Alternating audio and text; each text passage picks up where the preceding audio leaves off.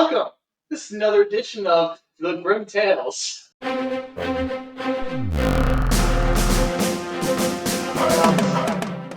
And this time I've kidnapped Pancakes. Yes, Who, me? that's right. Yeah, you. Hi. Hey, Pancakes. What's going on? I was here for the pizza. Well, listen. I'm glad that you really liked it. I slaved over a hot stove just for it. But anyway, I did give you a little bit of homework. Were you able to complete it? Yes, sir. Okay, very good. And that homework being, We decided to watch Freddy versus Jason. yes, we did. I mean, it wasn't the same route you and Spade did, but more of a classic Mhm. with Lost Boys, but we have two classic horror icons on the same screen at the same time. That's very true. Also, just want to point out, because I found this out, at least today anyway, this movie came out in 2003. So this is 20? This is 20 years old. Yes. We're old. Oh, we're so old. Anyway, Yes. so, you want to pick this movie. What did you want to think about it? Nowhere by means a classic. Mhm. Up to that point, for years they were trying to make that crossover happen, Mhm. but they set up the movie in 1993. In the Friday the 13th, Jason Goes to Hell. You see Freddy's glove come from hell to grab it, but studio debates, writing, constant development hell. They finally got it. Overall, I think it was all right. It's enjoyable, especially watch this time of year in October, spooky season. Yeah. Definitely not the best. But so here's the thing, like, seeing this movie 20 years ago, it really did like bring like a perspective, at least like for me, because I'm seeing this at the time. Wasn't the biggest horror fan Right. at all. Couldn't stand it. Don't like being scared. Don't like jump scares and everything. Not my thing. Seeing this, I'm like, it's two horror icons Exactly. in an action movie. I would agree with that. In all honesty, and I'm like, I can get on board with this. This looks fantastic. It's great. Cut it in 20 years, and oh boy, this. Well, there's definitely a lot to digest with the cringy horror, the teen angst, the party. It is cringy. It didn't age well. There were some jokes in here that just made me go, Yeah. Okay. Well, yeah.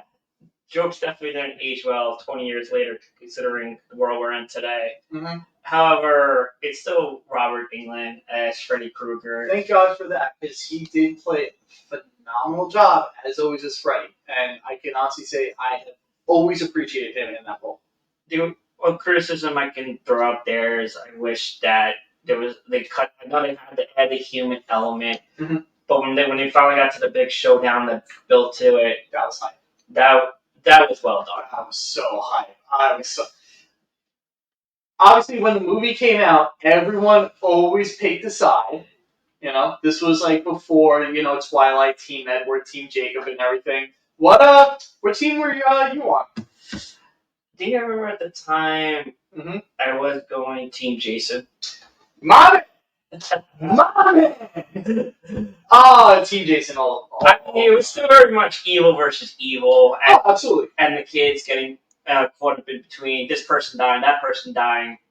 Yeah, but all right, if we actually look at the dynamic over here, because it has always been Freddy pulling the strings, even in his own movies, right? Trying to get people to do stuff, and he's definitely more of the tactical slasher, I guess you could say, right? Versus Jason, who just powers his way through everything, breaks down walls, and just carves people up. Not carves people up, tears them apart with his own hands. That's what I kind of liked about the Freddy, his mm-hmm. arc in the movie, how he was mind controlling Jason to do his dirty work because he was still too weak to return to the real world, and one by one, each kid, each adult was just falling bye bye to them.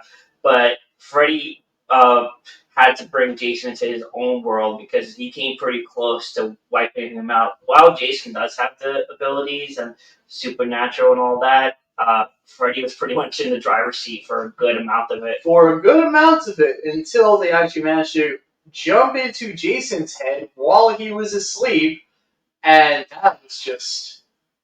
Well, all right. How the hell? was this. I was like, get out of there! Like, what are you doing? I don't want to see you guys. No, let's give CPR and give mouth to mouth to a legendary slasher.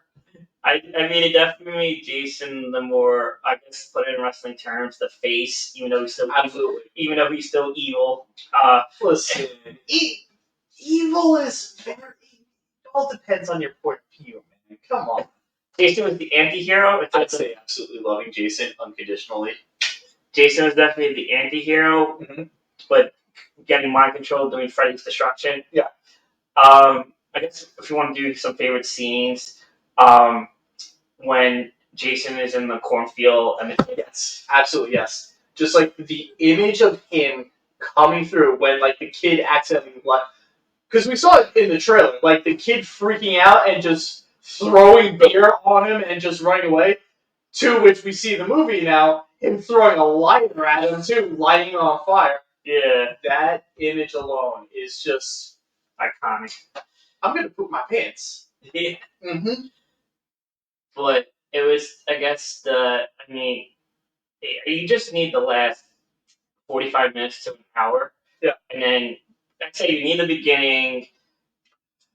You need the first 5 minutes, but then when they started like introducing like the teens, like you have like that one jackass that you're like, oh, he's such an asshole to this girl. I hope he dies. And lo and behold, he gets sandwiched in a bed, just like which I'm like, oh, that's amazing. I love it. Oh my god, thank God for scenes like that. And I wish we had more Jason when he was breaking necks and literally turning people's heads around. Oh my god, yes. Yeah, it was definitely action horror for sure. I didn't get scared or jump scared. No, there was no jump scares in this. Absolutely. That's why I'm like, 20 years ago? Oh, no nightmares. I guess you have to get through the cringy teen, like we were saying earlier. Listen, as with a lot of things in life, you gotta get through the shit to get to the roses. The movie was only an hour 30, hour 35. Something like that. They definitely could have stacked it more with the Freddy versus Jason stuff. Maybe we would be saying is the showdown is the fight between them dragged out. Yes. Okay. So I would argue that if anything, because like you can't like pick it apart too much because like you said, we only have a runtime of roughly an hour and a half. So if you do take anything out, it becomes less of a feature length and more of like an extended special, essentially. Which it's like we're never gonna like get through for this from like the studios. We need like what is it? Like you need like an hour and like 23 minutes minimum for like a full feature. But if you just want to fast forward to the ending, that was so awesome. Oh, it was great. Yes, we still have the two kids, the only two survivors. Mm-hmm. But the fact that they literally reverse weapons, like Jason, Freddy had the legendary knife. Mm-hmm. Jason literally used Freddy's arm to stab him through. Mm-hmm. But it was weird to see the supernatural villains literally bleed out.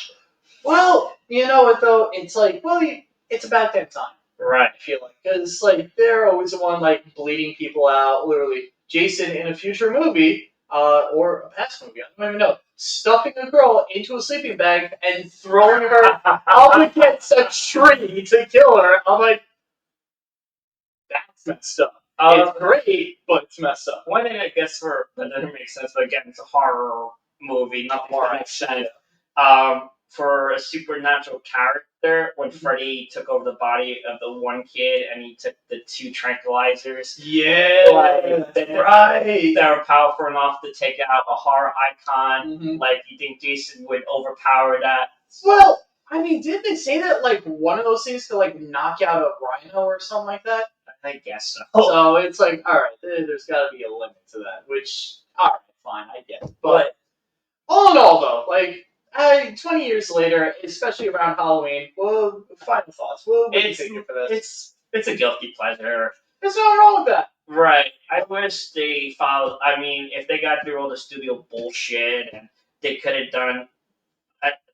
It wasn't good enough to grant a sequel, but you want to see more Freddy and Jason action. Yes. I know there were talks, blah blah blah, but overall, it's a guilty pleasure. The perfect movie to watch at this time of year. Mhm. If you, I know there's a ton of Nightmare on Elm Street, Friday the 13th. The fact that they merged those two for what we got, yes, that could have been better.